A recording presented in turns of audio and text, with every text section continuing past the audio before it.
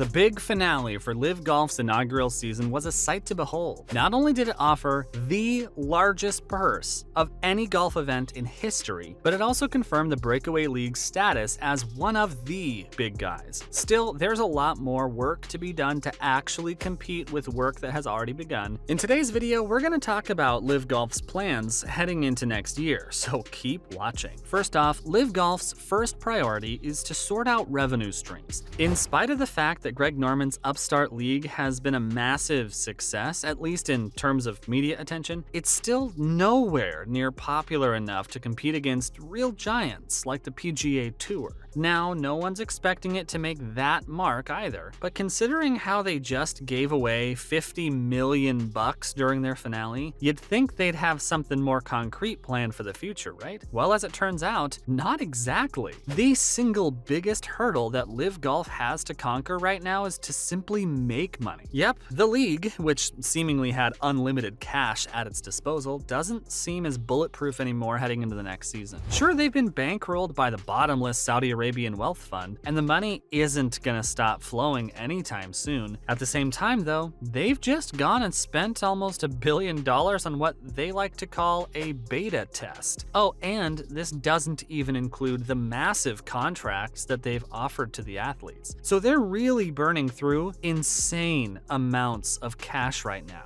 Also, even if you've got a bottomless pit full of money, there's still not enough to sustain this spending. So right after their final event, some of the brains behind the league sat around a table inside Doral National Golf Club and started figuring out a revenue strategy for next season already. After all, just how long can they even operate with this business model before they run out of money? Up next, media rights will be key to securing LIV's future. Alright, so if you've got a league that's got some of the best golfers in the world and you're spending boatloads of cash on keeping them happy, how do you recoup that money? Well, for LIV, the answer is pretty straightforward: media rights. Now, it's been baffling to see how Greg Norman and the team still haven't secured a deal with some high-profile network to show off their tournaments. After all, they've been the dominant golfing entity over much of the last season. Plus, despite all the negative press they get, they've still got some of the most high-profile athletes in the sport, and we can't imagine a reason why any network would want to pass up that sort of opportunity. That being said, it turns out making multi-million-dollar deals isn't child's play after all, and even though Norman's spoken to all sorts of networks, including Fox and even Netflix, he still hasn't managed to sell his vision to them. What's more, this has sort of become a real issue for them, as no one wants to associate with the league's tumultuous position in the golfing community. Thankfully for them, they've still got some time before the Saudi wealth fund stops sending containers full of cash their way. In fact, according to the league's COO, Atul Khosla, they've got a pretty long runway to figure this stuff out. So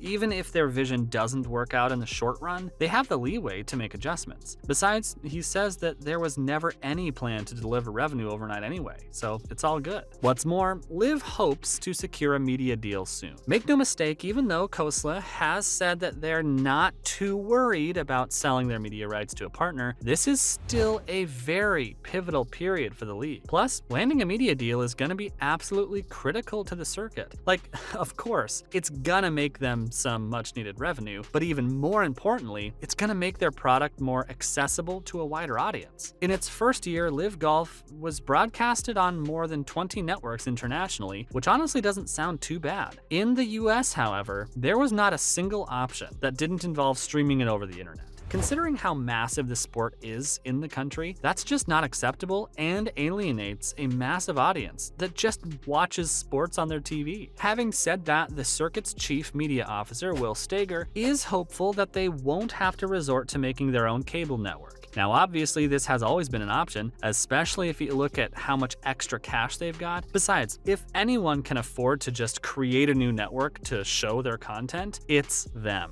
Still, Steger prefers the old school way of reaching already existing audiences rather than brute forcing their way through. And according to him, they've been in talks with multiple networks, some of which are eager to cooperate. He went as far as to say that contrary to rumors and reports, there are no real hang-ups with the networks. In fact, if anything, they like LIV's pitch, including the teams, graphics, and everything in between. Not to mention the Saudi League's viewership numbers. Now, there's been a lot of debate about LIV Golf's viewership numbers. On the one hand, people say that they're just not good enough for a league of that size. At the same time, though, averaging over 1 million views per day on YouTube alone is definitely a breakthrough for them, especially considering how this is just the inaugural season. Oh, and let's not forget, this metric doesn't even include the 160 plus countries they've been broadcasting to. So overall, these numbers aren't that bad. On top of that, the league's global head of partnerships, Monica Fee, said that the raw numbers aren't that important at this stage. Instead, to truly see the value they've created, you have to dive deeper into the stats. For instance, one of LIV's main objectives was to make golf more accessible to younger audiences. And guess what? Their plan seems to have worked because, according to Fee, 53% of their viewing audience was 45 years younger. So not only does it allow for better monetization structures, but it also makes the circuit an attractive property for brands. Still, Fee says that before they start making any sponsorship deals, they've got to take care of the media rights. Once that's sorted though, we'll see them welcome corporate partners next season. That being said, it seems like they won't actually have to work super hard to secure those because, according to Norman, numerous sponsors are sitting on the side waiting for the media rights to be nailed down. Coming up, LIV Golf could look very different next year. If you didn't already know, this year was LIV Golf's big coming out part. But the real master plan hasn't even begun. Next year, they're going to completely flip the formula and have an actual season-long league, kind of like the NFL or the NBA. Yep, no more invitationals. Instead, we're going to get 12 teams with 4 golfers each. What's more, these teams will operate as individual franchises. Again, just like the NFL. That being said, there's a bit of a twist here. LIV itself will only hold a 75%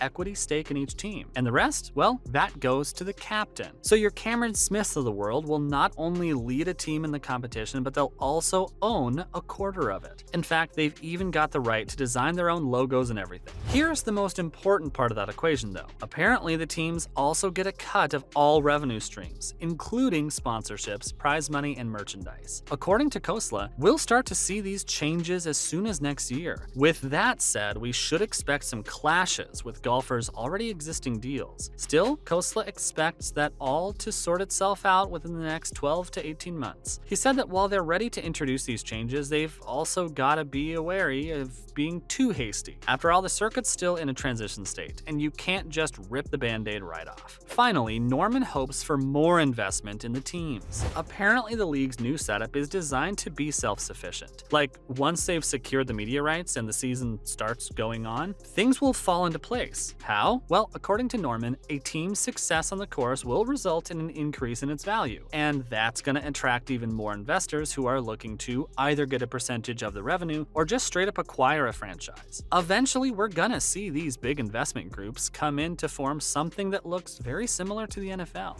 That being said, there's still a ton of work to be done for all these ambitious plans to come to fruition. Plus, the PGA Tour is also ramping up its competitiveness by introducing LIV-like elevated events. So there are no guarantees that this master plan would even work 6 months down the line. Still, Norman's not taking anything for granted and is just as determined as he was in the beginning to push forward and go the distance. That's a wrap for this video. Do you think LIV Golf can actually compete against the Tour in 2023? Let us know in the comments below. Make sure to give this video a thumbs up and subscribe to our channel for more videos like this. See you in the next one.